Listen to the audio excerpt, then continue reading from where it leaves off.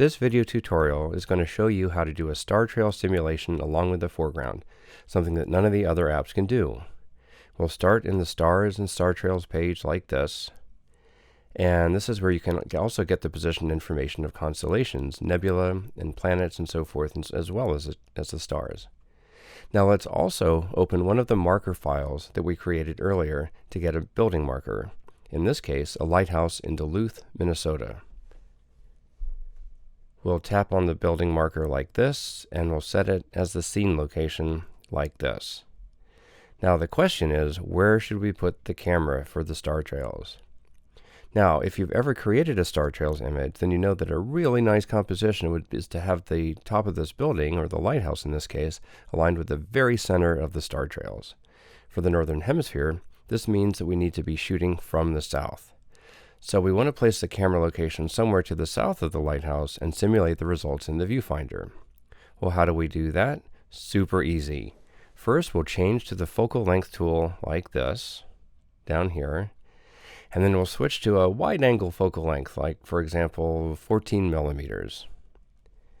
And when we've done that, then we're going to come over here and we'll select the VR viewfinder, one of my favorite features of Planit.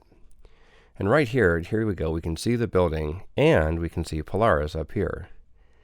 Now, for the top of the lighthouse to be aligned with the very center of these star trails, we want to have the lighthouse directly under Polaris.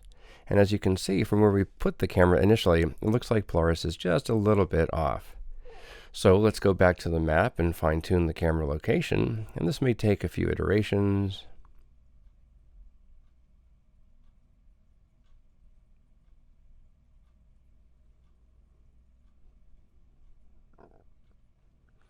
And it often takes a few tries to get it right, which is totally normal, but now as you can see, they're pretty much aligned. Now let's take a look at the star trail simulation. How did we do that? Well, for tonight, it gets dark at this time right down here. When we long press on that time to set it as the starting time, like this, then look what we can do. We can adjust the time slider and check this out. Now you can see how the star trails are going to develop. Love that. And of course, the greater the elapsed time, the longer the star trails will be until it gets to daytime when the star trails disappear because of the brightness of the sky. So anytime you want to see the simulation of star trails, just make sure that the time is during the dark part of the night. Now, you can also long press the ending time to set it to be the current time like this. And when you do that, then the VR just simply simulates from the starting time to the ending time. So that's really easy. Okay, now generally speaking, if the foreground we're trying to align with Polaris is a short building, such as a lighthouse, you don't really actually need to plan too much beforehand. And that's because when you get out to the location, you can easily move around just a few steps to find the perfect spot where Polaris is going to line up with the top of the lighthouse. Now, on the other hand, if the foreground's a tall building or a high mountain, then you're going to want to create a plan first like we did just here. And one reason being is it can be quite a hike to get out to the perfect location, and you just don't want to lose valuable time in the field trying to pinpoint the exact spot to set up your camera. It's much more efficient to have a precise GPS location of where you want to go. This is even an extra half hour can make a significant difference, especially if the clouds start to move in. Now, a second reason for creating a plan is that perfect spot might not even be possible at all if the best camera location is simply physically unavailable.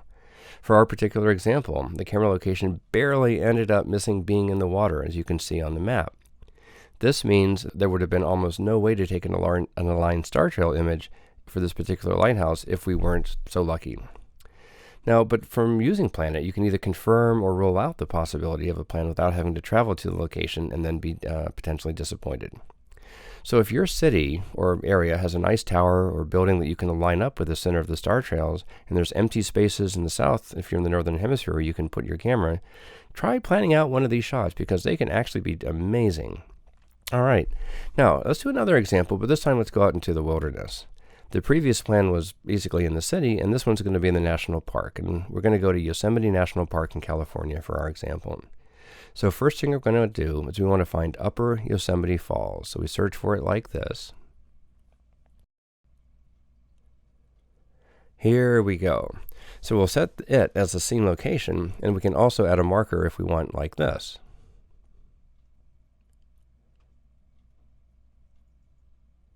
We can label the marker as terrain, and then waterfall, and then we can also choose to show the marker name so that we can see the name in the viewfinder right just here. Okay, so now let's pick a camera location. This should be a good location right here. As you can see, there's a river here, and we're going to shoot from across the river. So we'll go ahead and we'll set this spot right here as our camera location. Okay, so here is Upper Yosemite Falls. Now, in this case, Polaris is a little bit high. And, personally, I don't think it always has to be aligned exactly with the top of the waterfall, and a little bit high is totally okay, in my opinion. And again, by long pressing the ending time, we can see the star trail simulation. And as you can see, I think it's a great plan and a photo opportunity.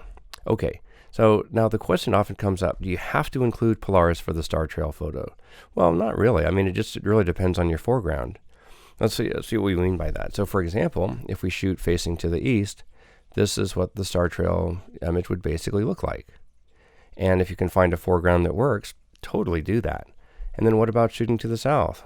Well, again, for the northern hemisphere, the star trails again form a circle, but now the center of the circle is below the horizon. But again, if you can find a foreground that works with this kind of a star trail, why not? And what about in the west? It's similar to the east, but just in the other direction.